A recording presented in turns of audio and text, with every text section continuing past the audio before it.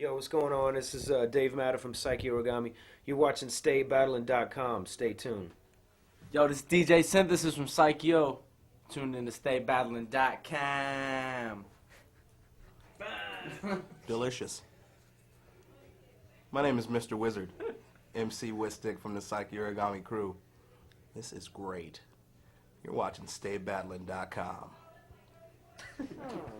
Clap your hands, everybody, if you got what it takes. Cause my name is Wiz and I'm on the mic and these are the brain. Yes, y'all, kids don't stop. Check it out, y'all, rock on.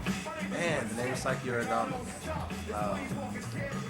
was really one of those things where I was in between crews and was starting some new stuff, starting a new project, and had a just stack of old notebooks that I was just filtering through, and I noticed the word Psyche Origami, the words just on a page by themselves, and it was like I went to sleep writing it, because it was like, you know how you write when you're sleeping, it just trails off, and that was it.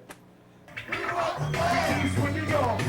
bringing the funk, we keep the ground on the video from the back to the front. Everybody in the house, y'all know what you want. Say we want the funk, we want the funk. So we seasonal optimists. To some degree, I mean, the art is about struggle, like hip hop in general, right? But it's possible because, like, you know, of doing that struggle. If it's real easy, everybody does it, right? So that's how you weed out, like, you know, people who are doing it for right or wrong reasons, or people that are doing it because they genuinely want to do it, not just because it's easy or accessible.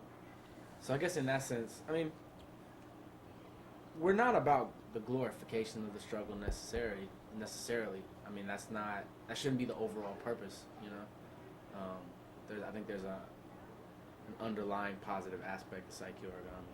You know, nobody likes the struggle. We don't like the struggle. Do we struggle from time to time? Definitely. But more success than struggle overall, we've been lucky enough to have.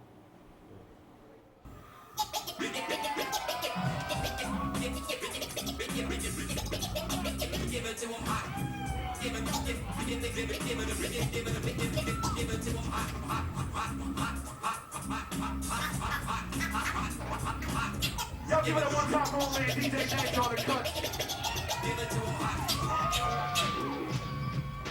Yeah, we've had connections with Adult Swim for, a few years now, and they play our stuff. Definitely big ups to Adult Swim. You know, the whole, C-Lab crew. I don't know.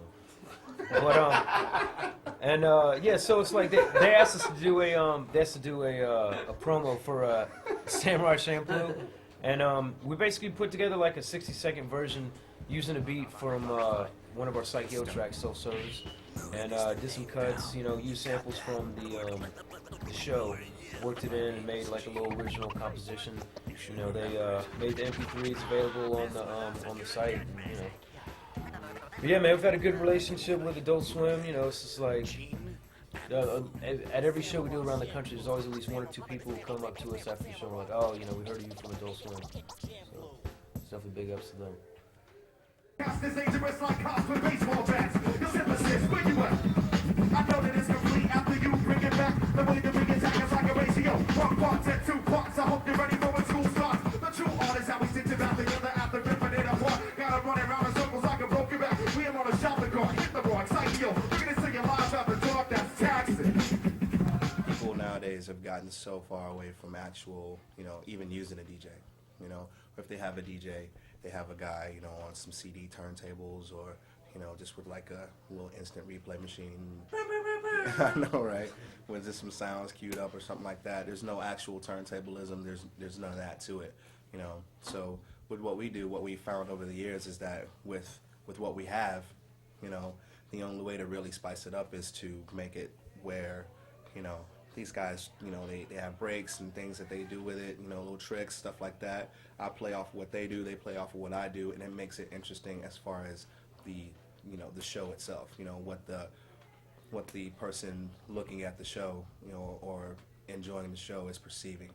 And that's really all it is, just keeping everything tight and together, utilizing the DJ for actually what they are and not just having just some guy back there as novelty, They actually do real work.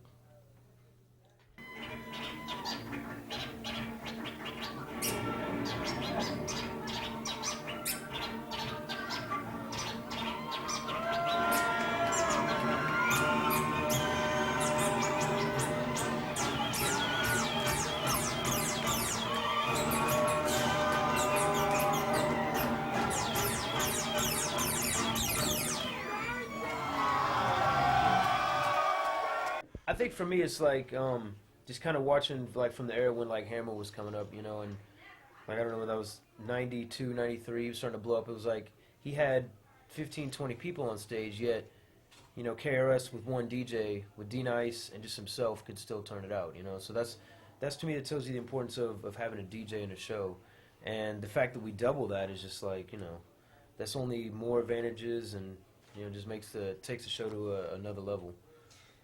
I'm gonna get you back. I'm gonna drop the worst beat ever. All right?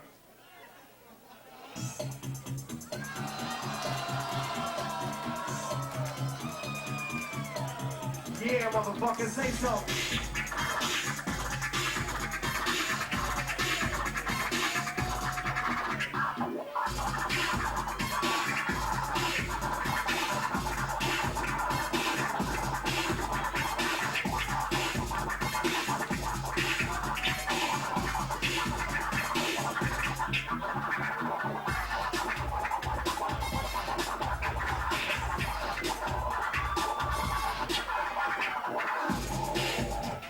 It's important for us to, you know, stay true to those principles, but also be progressive in some nature. You know, I mean, original hip hop is, you know, DJs dropping breaks and cutting and scratching and rocking a party, and MCs not only being able to rap but actually saying something and rocking a party, and you know, putting that all together. So.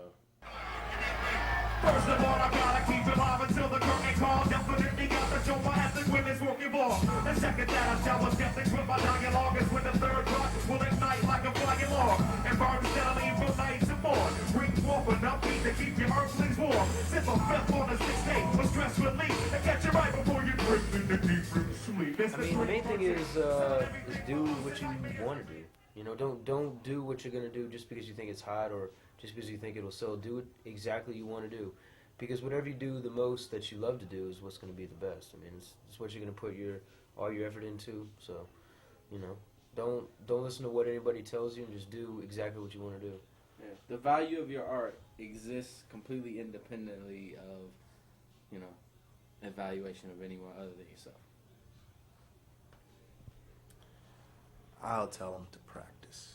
Yeah. Practice, practice, practice.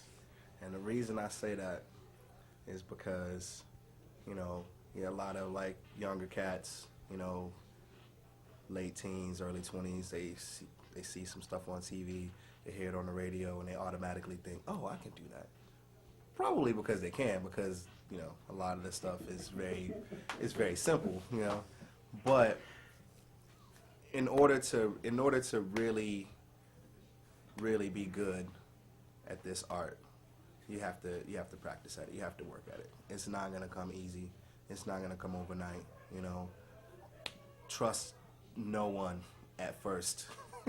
You know, I mean, try to like really surround yourself with the best people with the best intentions, and you know, make tracks. You know, you have to make songs. You have to continue to do the art. You know, in order to find out what's good and what's bad and what works for you and what doesn't, you know. But just like Dave said, you know, do what you like, and that's what it is.